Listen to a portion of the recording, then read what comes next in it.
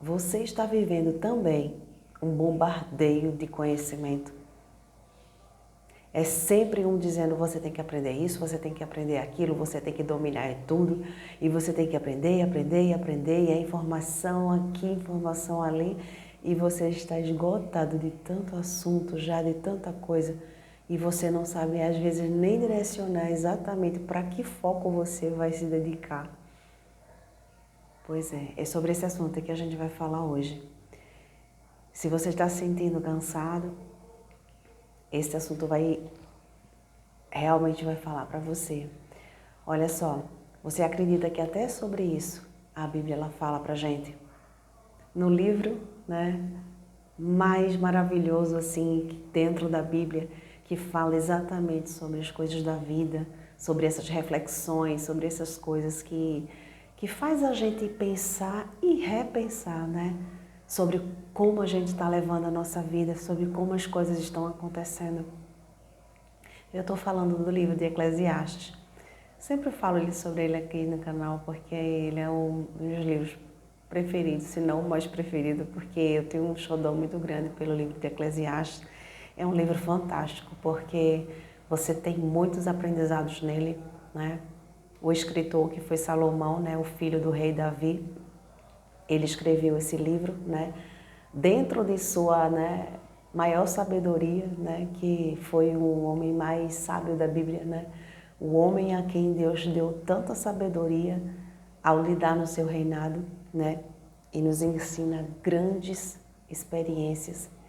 Ele fez reflexões sobre a vida que falou com tanta precisão, sabe, com tanto detalhe, com tanta riqueza de cada coisa do que ele falou, do que ele experienciou. E ele declara aqui pra gente que tudo não passa de vaidade. E nós vamos falar aqui nesse primeiro capítulo, no versículo 18, eu vou logo iniciar nele, depois eu volto para os primeiros. É porque esse 18, que é o último versículo do capítulo 1, ele fala exatamente sobre o que a gente começou a falar aqui, né? Que foi sobre o excesso de conhecimento que causa um enfado, ou seja, o cansaço. Olha o que ele disse. Porque na muita sabedoria há muito enfado. E o que se aumenta em ciência acrescenta o trabalho.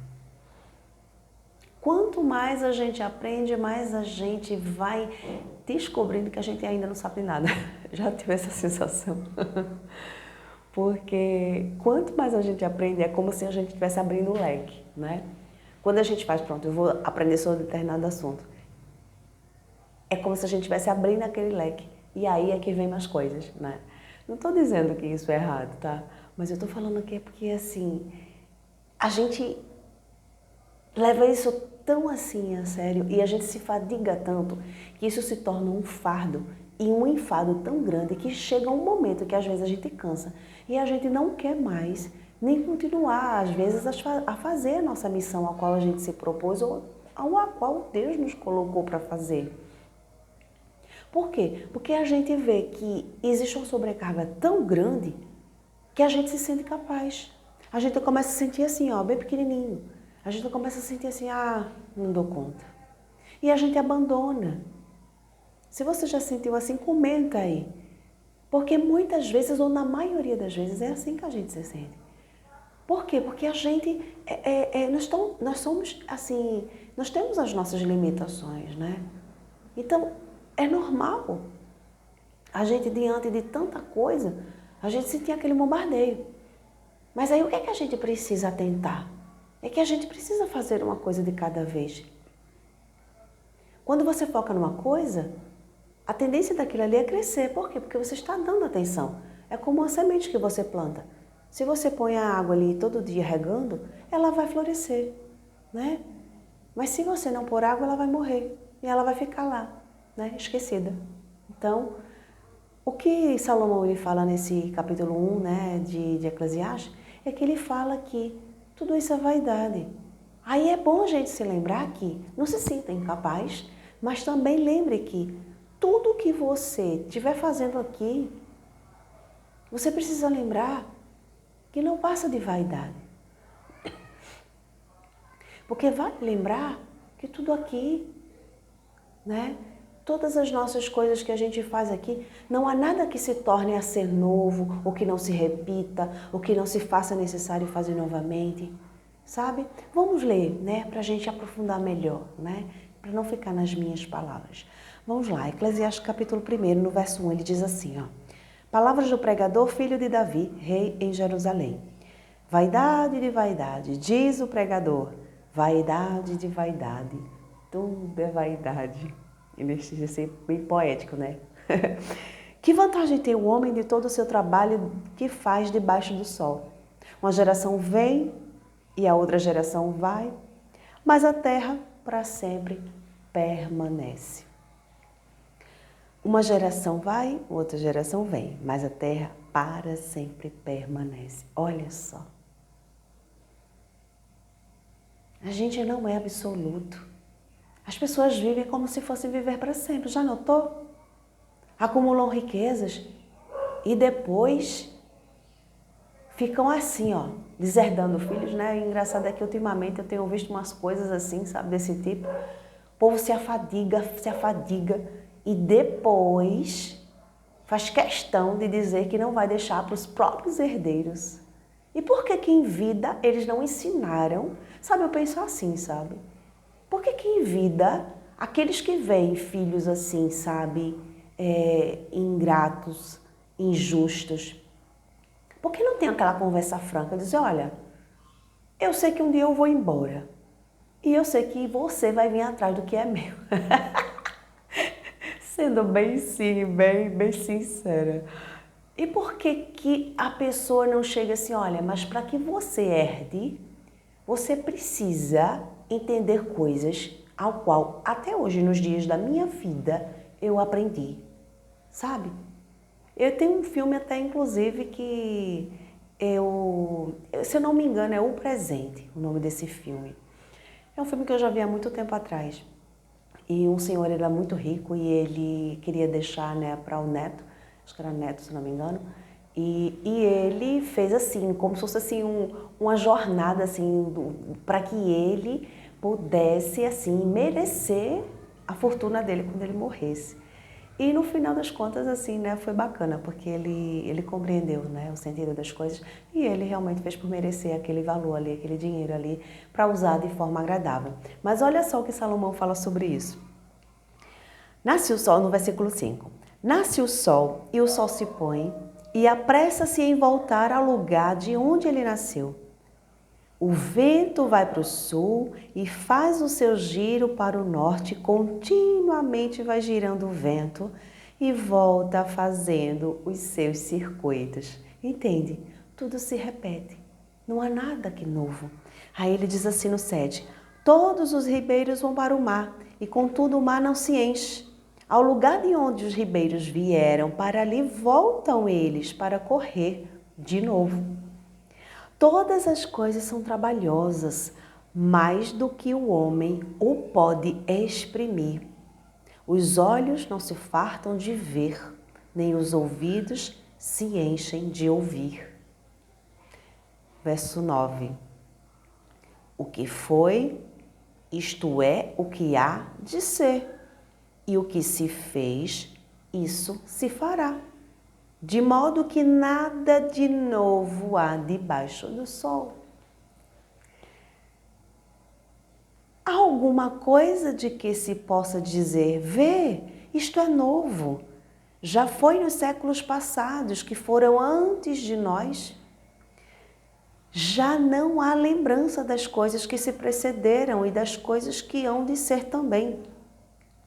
Delas não haverá lembrança entre os que hão de vir depois.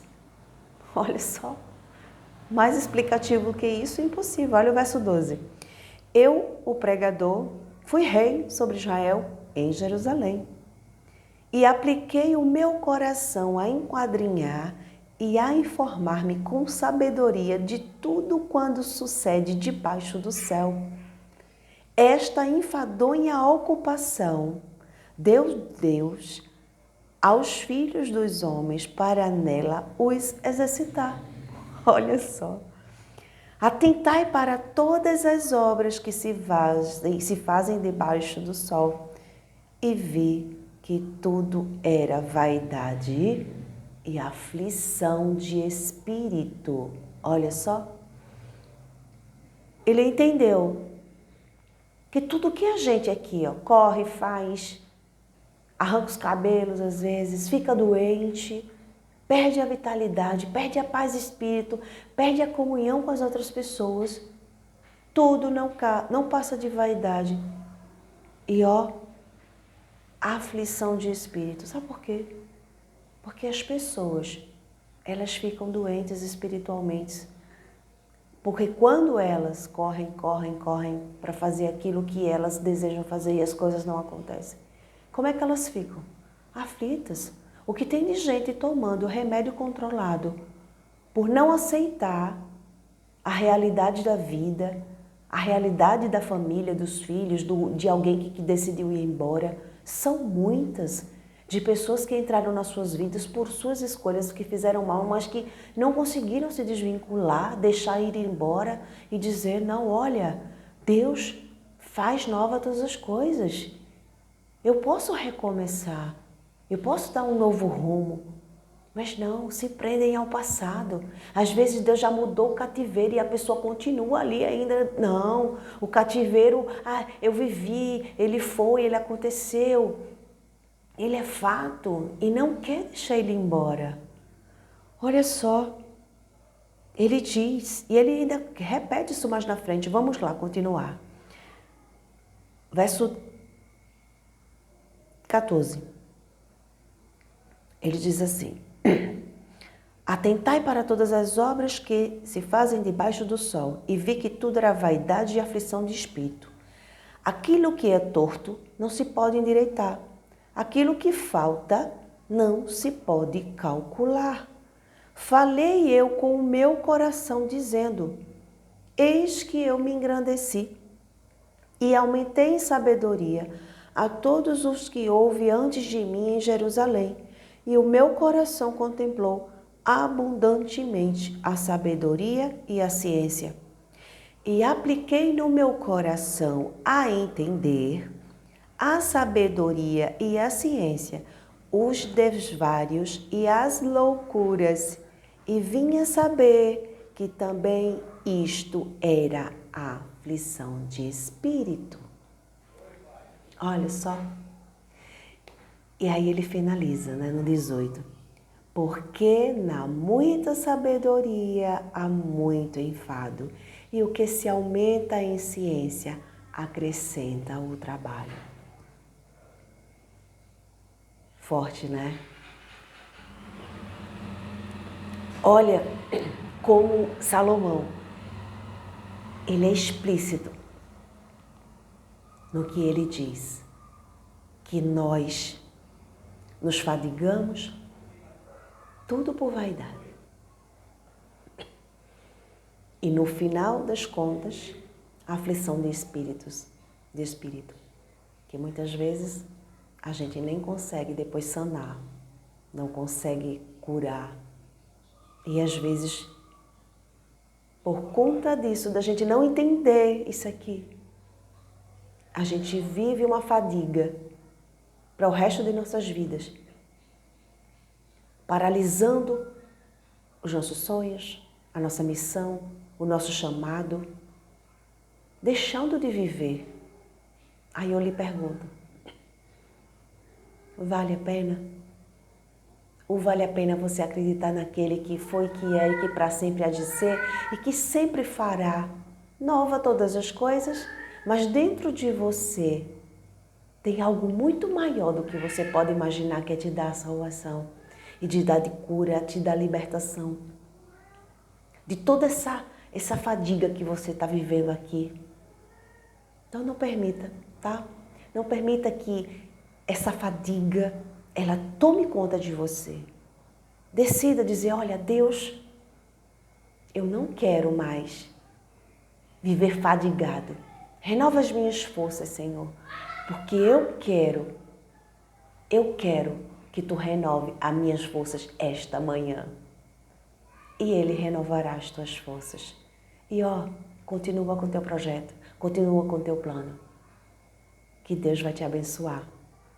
A Bíblia diz, né, que apresenta os teus planos ao Senhor, pede para que Ele abençoe e eles darão certo, tá bom? Que Deus te abençoe e até a próxima.